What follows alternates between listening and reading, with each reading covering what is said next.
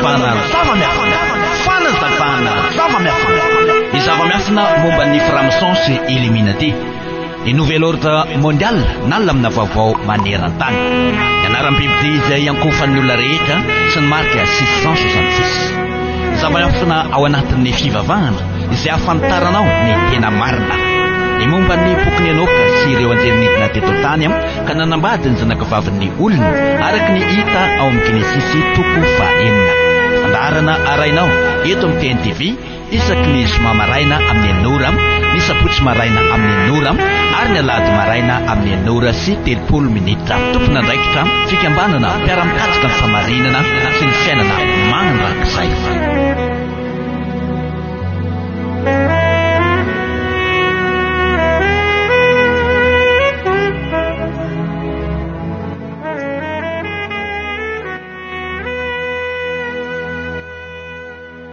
dia tonga eo amin'ny fotoana izay afahako manohy anareny fanazavana zava-miafina efa noentiko teto ireny indray ny tenako amin'ny ity ora ity isika ao atokantrano kosa tonga eo amin'ny fotoana afatsika manaraka ny toyany miarabanao ny tenako ambifaliana no androsoana ao anatiny tokantranonao amin'ny alalany ity fahitalavitra ity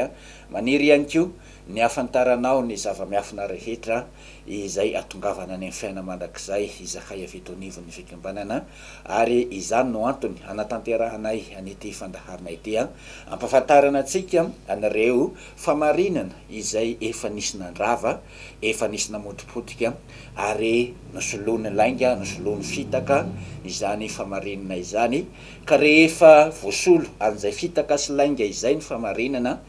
dia voafitaka ny olona rehetra teto ambonin'ny tany izany natonga teny voasoratra hoe ringana ny oloko noho ny tsy fisian'ny fahalalana ary izany ihany koa no nahatonga ny teny voasoratra ao Mateo toko fafito andeny faharoa amby roapolo sy ny fahatelo amby roapolo ana hoe maro amin'izany andro zany ilaza amiko hoe tomboky efa naminany tamin'ny anaranao zahay efa nandroaka demonia tamin'ny anaranao zahay efa nanao asa lehibe maro tamin'ny anaranao zahay ambarako amin'ny marimarina amin'izany andro zany hoe tsy fantatro akory ianareo hatrizay elabe zay izany no ambarany mpamonjy amin'ny olona zay voafitaka amin'ny andro ny fitsarana ireo olona voafitaka ireo amin'izany fotoana zany anambara hoe efa naminany tamin'ny anaranao zahay efa nandroaka demonia tamin'ny anaranao zahay efa nanao asa lehibe maro tamin'ny anaranao zahay voay zahay ho any amin'ny fiainana mandrakizay satria efa maty tao amin'izany asa sy finoany zany zahay ny mpamonjy anefa dia anambara amin'izany andro zany hoe tsy nafantatra anareo akory ao hatrizay ela be zay ringana ny oloko noho ny tsy fisian'ny fahalalana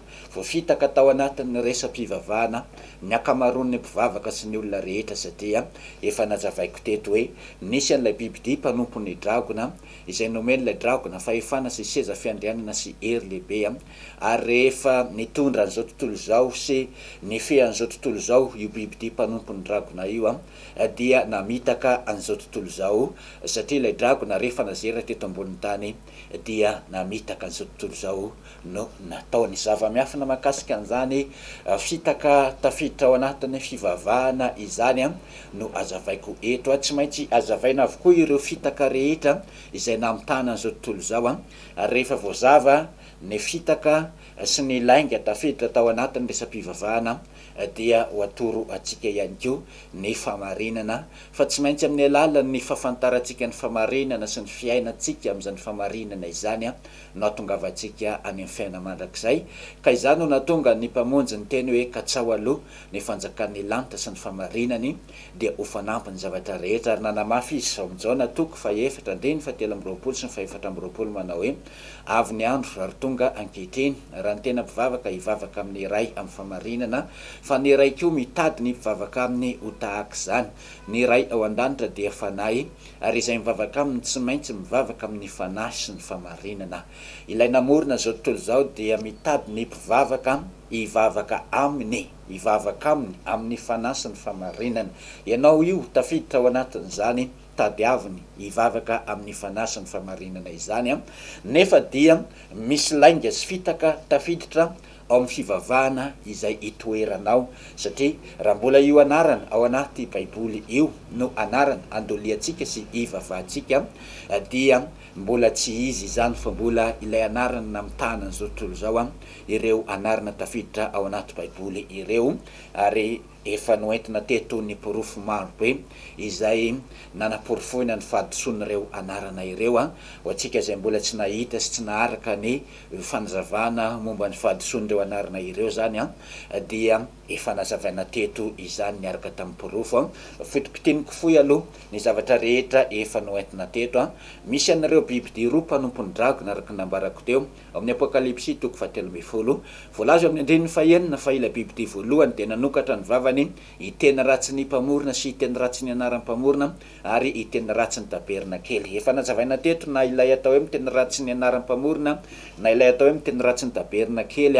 fa izay zavatra izay nofitiniko mba afahantsika zay mbola tsy naharaka mba ahita sombitsombany amin'izany zava-miafina efa nazavaina teto izany ireo anarana ao anaty baiboly ireo izany anarana ny tenenana ratsy ny anaran'ny mpamorona izany na anarana nanevatevana ny anaran'ny mpamorona zany hoe anarana napetraka eo amin'ny toerana zay misy ny anaran'ny mpamorona ireo mba anevatevana ny anaran'ny mpamorona fa tsy misy ifandraisany tsy misy idirany amin'ny anaran'ny mpamorona sy anara zanak'ondry mihitsy ireo anarana ireo ohatra ny hoe Jehova ato amin'ilay baiboly dika teny protestanta malagasy fantsina fahenina izay fantsina ny voka farany dia misy an'izao sasiteny izao ety ambany ety ato amin'ny pejy fahatelo amin'ny baiboly dika teny protestanta malagasy fantsina fahenina ety asio ety azavainy eo ambany eo araky io hitantsika io eny hoe Jehova dia tsy notonony jiosy zay tompony teny fa vokatry ny fahadisoana teo amin'ny famakiana ny soratra hebreo ihany izany zany hoe ny jiosy izany na ny zanak'Israely na ny apôstôly sy ny fiangonan'ny apôstôly dia tsy nanonona tsy nampiasa mihitsy an'izany anarana hoe Jehova izany tsy misy an'izany Jehova izany zany tao amin'ny anarana nandolian'ny zanak'Israely manamafy any ity fanazavana ato amin'ny baiboly dika teny protestanta malagasy ity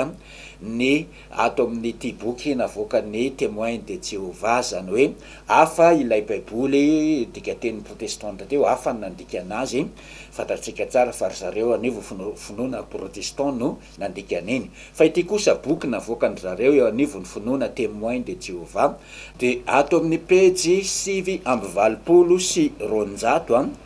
ato amin'ity boky ity zany lohateny'ity boky ity dia io hitantsika io hoe ny fomba fanjoan-kevitra avy amin'ny soratra masina zay ny eto amin'ny zay ny fonony'ity boky ity zany zay ny soratra amin'ny fonony dia ato amin'ny pejy 720 sy 200 dia azavainy eo amin'eo hitantsika aseho amintsika io nahoana moa ny fandika-teny ny baiboly maro ny tsy manonona firy na tsy manonona mihitsy aza ny anarana manokana ny mpamorona raha lazaina tsotra ny hoe Jehova dia tsy mifanintsy amin'izay rehetra mety hoendriky ny anaran'ny mpamorona nampiasaina tamin'ny teny hebreo ambarany ato zany fa ny anarana hoe Jehova dia tsy mifanintsy amin'izay mety hoendriky ny anaran'ny mpamorona nampiasaina tao amin'ny teny hebreo niza manam-pahaizana anazava sy resaka n'io anaran'ny mpamorona io ry havana ao atokantrano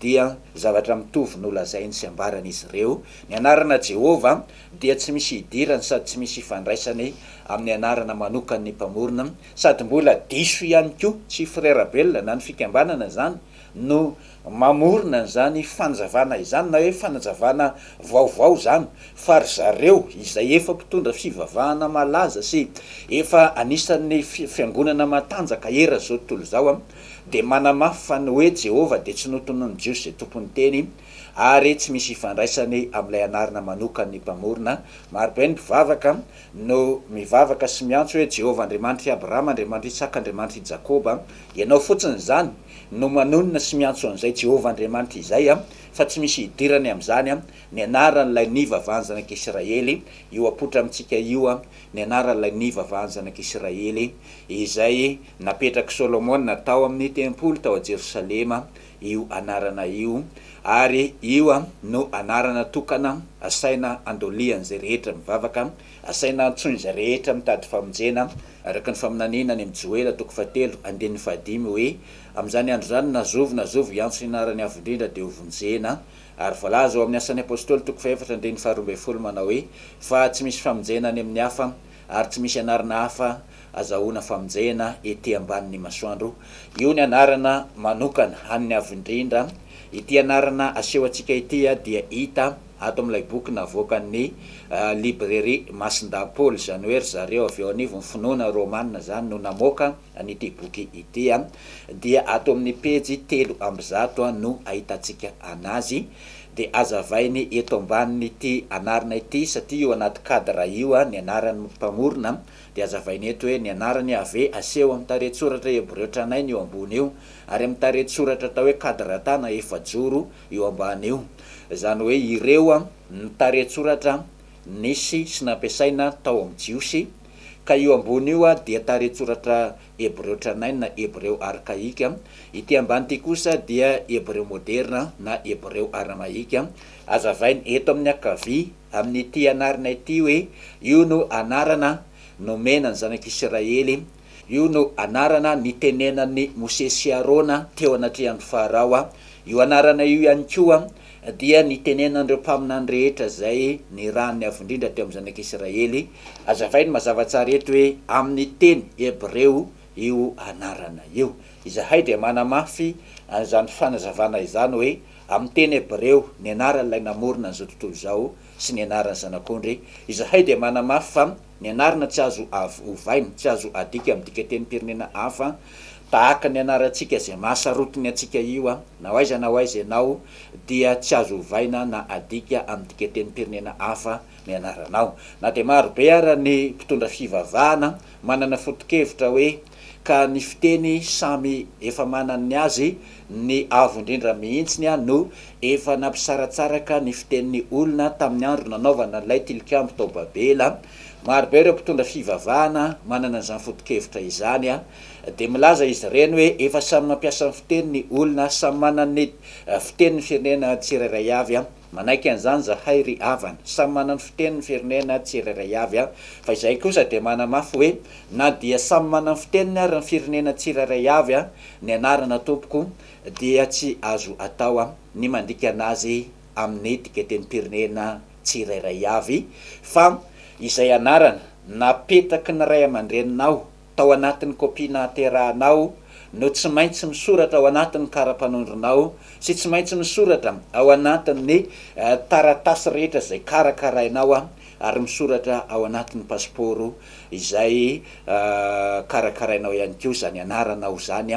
ka na de ho an'ny firenena hafa ary ianao ny anaranao tsy azo ovaina amin'ny dikateny-pirenena hafa, na dia mahay teny-pirenena maro be ary ianao mahay teny-pirenena isan-karazany fa ny anaranao tsy azo adika amin'ny dikateny-pirenena hafa. Manamafy an'izany izahay ry havana izay manaraka n'ity fandaharana ity. Izahay tsy manozongozona ny finoanao fa mamerina lay famarinana satria araka nefa nazavaiko teto hoe noravan'ireo amperora romanina izay nifandimby io famarinana io tamin'ny taona 70 dia narodan'ny miaramila romanina ny tempolo tao Jerosalema izay nametrahana an'io anarana io. Rehefa narodana tamin'ny taona 70 ny tempolo tao Jerosalema dia tamin'ny taona 530 taty aorian'ny mpamonjy indray ny empereur Adrien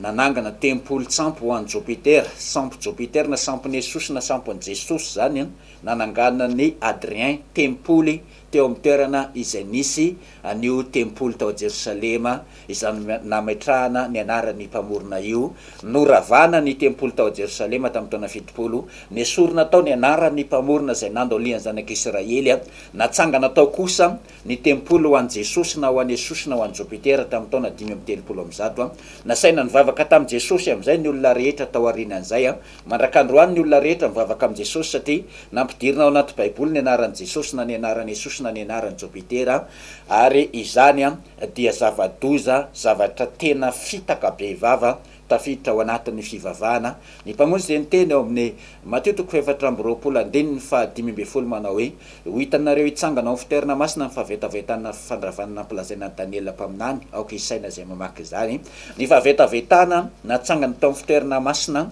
dia ilay sampony Jesosy na sampony Jesosy na sampony Jesosy na sampony Jesosy natsangana tao amin'ny tempolo tao Jerosalema tamin'ny taona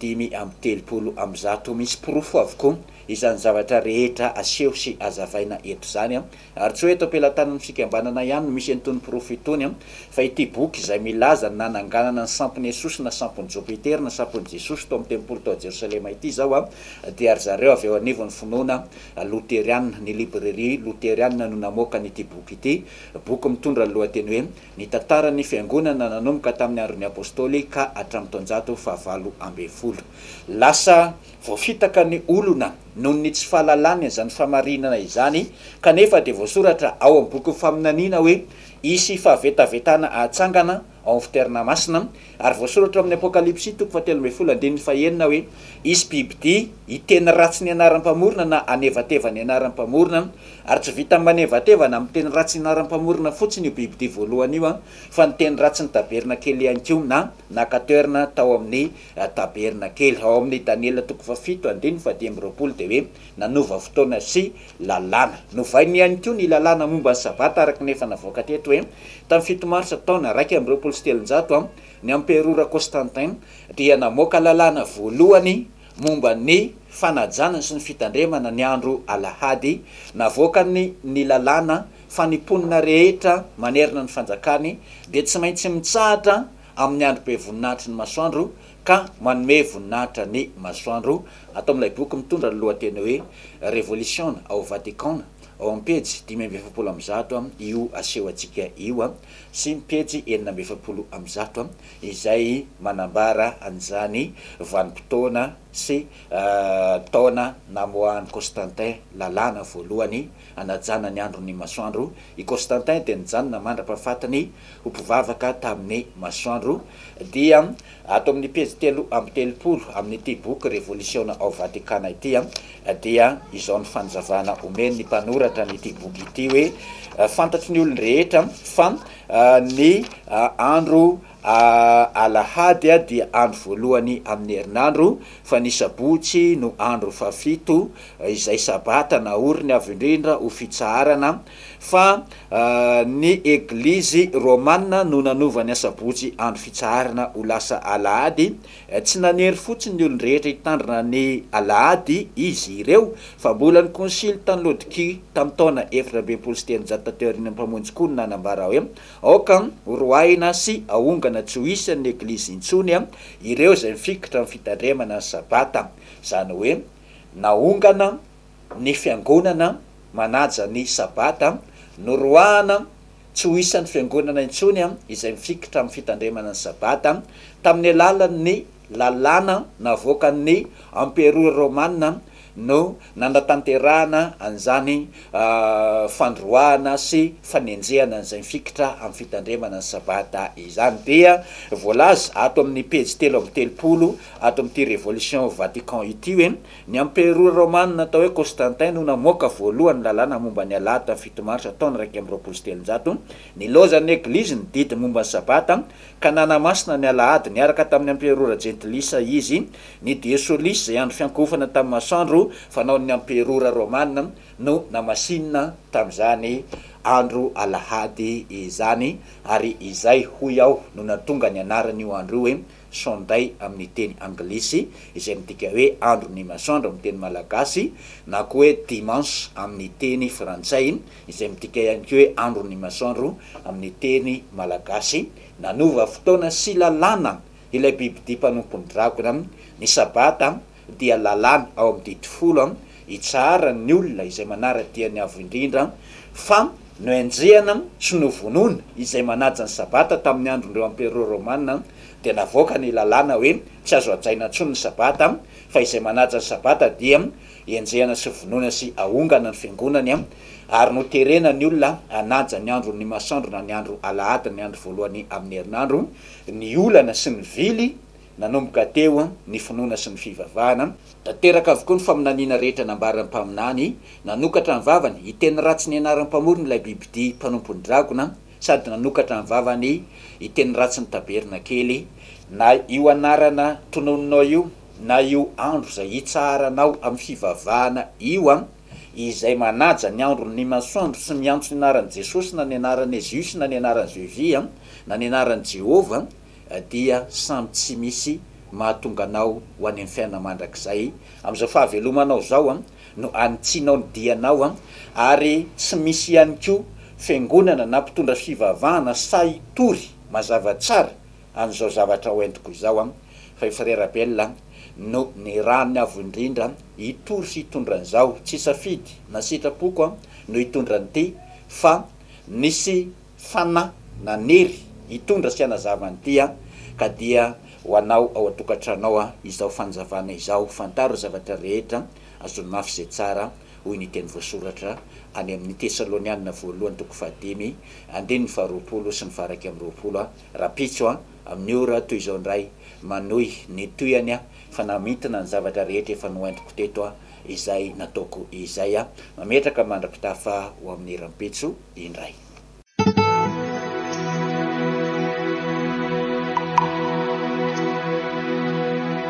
Fanazavana ny zava-miafina momba ny franc-maçon Illuminati, ny nouvel ordre mondial na lamina vaovao maneran-tany. Ny anaram-biby izay ankofan'ny olona rehetra sy ny marika 666. Zava-miafina ao anatin'ny fivavahana izay ahafantaranao ny tena marina. Ny momba ny pokony enoka sy ireo anjelinidina teto tany ka nanambady ny zanakavavin'ny olona araky ny hita ao amin'ny Genesisy toko 4. Andarana arainao eto amin'ny TNTV isaky ny zoma maraina amin'ny 9 ny sabotsy maraina amin'ny 9 ary ny alahady maraina amin'ny 9 sy 30 minitra. Tompon'andraikitra fikambanana mpiara-mikatsika ny famarinana sy ny fiainana mandrakizay.